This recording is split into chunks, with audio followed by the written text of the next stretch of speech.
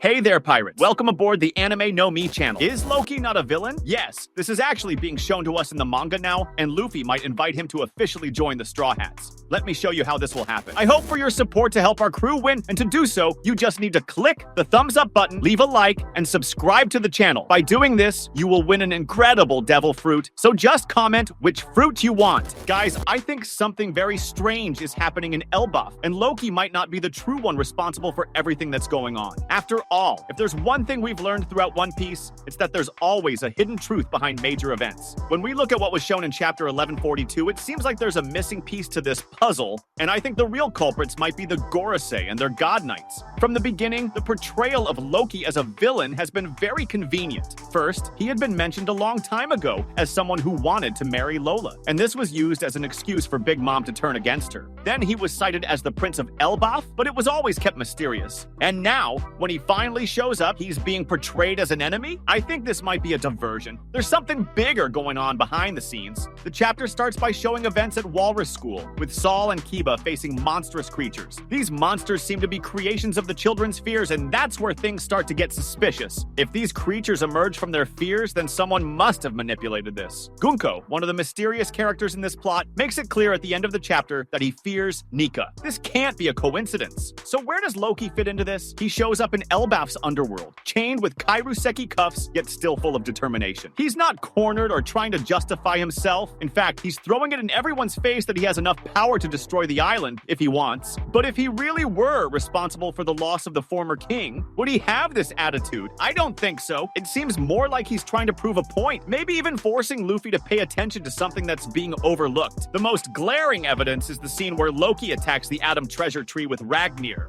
The exact moment he does this, a lightning bolt strikes the same spot where the weapon was used. Is that a coincidence? I don't think so. In One Piece, lightning striking suddenly has always been associated with divine powers or the intervention of external forces. Even Enel did this many times. If there's an organization with enough influence to manipulate the weather and create magical events, it's the Gorosei and their god knights. And this is where the possibility arises that they might be the true ones responsible for the loss of the former king of Elbaf. I think it could have been a strategy to destabilize the giant nation while simultaneously pinning the blame on Loki. After all, if he's seen as a traitor or a monster, then the giants would be more inclined to accept the protection of the world government. And if there's one thing the giants have always had, it's military strength. An alliance with them could be crucial to the government's plans. Another detail that strengthens this theory is the fire that starts after Loki's attack. The fire spreads quickly and the giants panic. But it's interesting to note that at the same time, the emergency trumpet sounds. In other words, there was already a threat expected even before the fire started. This suggests that everything was planned as if someone knew the destruction would happen at that moment. Additionally, the fact that Loki is imprisoned in the underworld is also suspicious. If he were truly a villain, why wasn't he executed or banished from Elbaf? Instead, he was there, with only Kairoseki cuffs restraining his power. This doesn't seem like the way a dangerous criminal would be treated. It looks more like he's being kept out of the way, but still alive enough to be a useful piece in the narrative.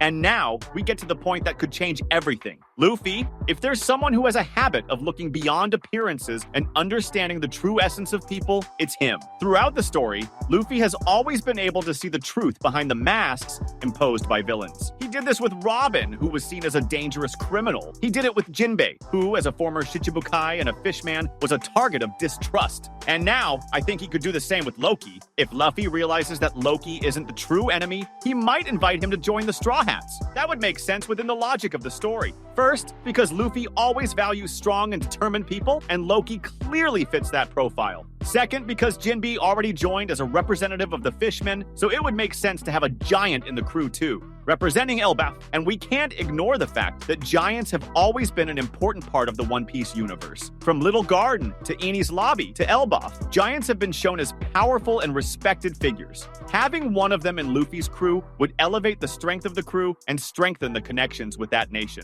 Of course, there are still many unanswered questions. Why exactly would the Gorosei be interested in destabilizing Elbaf now? How did Loki manage to survive all this time without being eliminated? What's the true objective of Gunko and the other mysterious characters? I think the answers to these will come in the upcoming chapters, but it's clear that there's a big conspiracy happening, and Loki might just be a pawn in this game. What's clear is that this story still has a lot to reveal. Loki might not be an enemy, and the real threat could be much higher than him. If Luffy realizes this, we might be about to see a new ally joining the crew, and that could completely change the course of the Elbaf saga.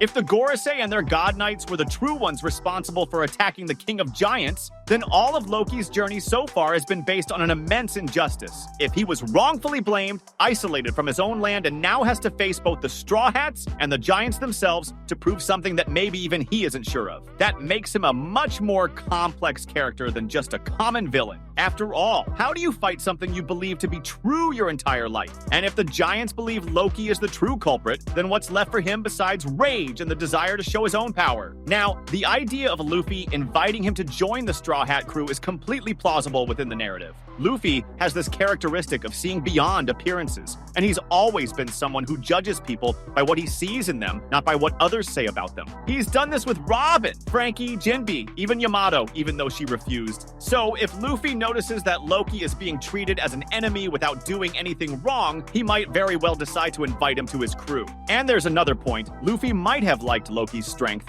If there's something he respects as much as people's spirit, it's their strength. And Loki showed that he can be brutal when he needs to be. He didn't hesitate to show his physical superiority, even against other giants, which suggests that if he accepted, he would become one of the strongest members of the crew, alongside Zoro, Sanji, and Jinbe. But then comes the big question. Would Loki accept? I don't think so, at least not immediately. His pride as a giant, as the heir of Elbaf's royal lineage, is deeply rooted in his identity. He may have been exiled, he may be accused of something he didn't do, but abandoning his homeland to follow another king, that would be difficult for him to accept. And even though Luffy doesn't see himself as a king, the truth is that by joining the Straw Hats, Loki would have to follow Luffy's orders as captain. Would he accept being in a subordinate position to someone else, especially considering that he is a natural leader? There's something else. If the God Knights and the Gorosei were really responsible for the loss of the Giant King, then Loki has an immense responsibility on his shoulders. He might very well decide that his mission is not to sail the seas as a pirate, but to stay in Elbaf and honor his father's legacy. What would be more honorable for him, joining a pirate crew or rebuilding the greatness of his land? And more than that, he might see Luffy as someone who is interfering with his journey of revenge. Luffy has shown many times that he doesn't care about revenge and that his way of living is to move forward, always looking to the future. But can Loki do the same? After everything that's happened, he might be so consumed by the need to reclaim his place as king that he wouldn't even consider leaving Elbaf. Another detail that reinforces this idea is that giants are a people who value tradition and honor deeply.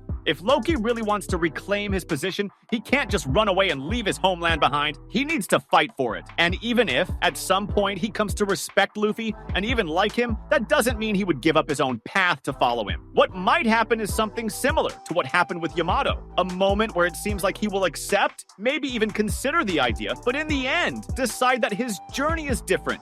And this doesn't mean he would become an enemy. On the contrary, if he realizes that the true culprits behind what happened were the Gorosei and their god knights, then he might end up becoming a great ally of Luffy against the world government. After all, if the giants already had their suspicions about the government, now they would have an even greater reason to face them. And who better to lead them in this battle than someone who has already lost everything because of this same enemy? Loki might very well decide that his revenge is not against the Straw Hats, nor against the giants who rejected him, but against those who truly orchestrated the destruction of his name. In the end, I don't think Loki would accept being a Straw Hat, but that doesn't mean he won't fight alongside them when the time comes. If Luffy can prove to him that the truth is different and that the real enemy is above the clouds of Mary Joyce, then Loki might end up being one of the most important warriors in the final battle against the world government. And perhaps instead of becoming a Straw Hat, he might become something even greater, the king who will lead Elbaf into a new era. That was today's content. We hope you liked it and want to share your opinion on the subject. Don't forget to share the video, give it a thumbs up, and I'll see you in the next video. Take care and stay amazing.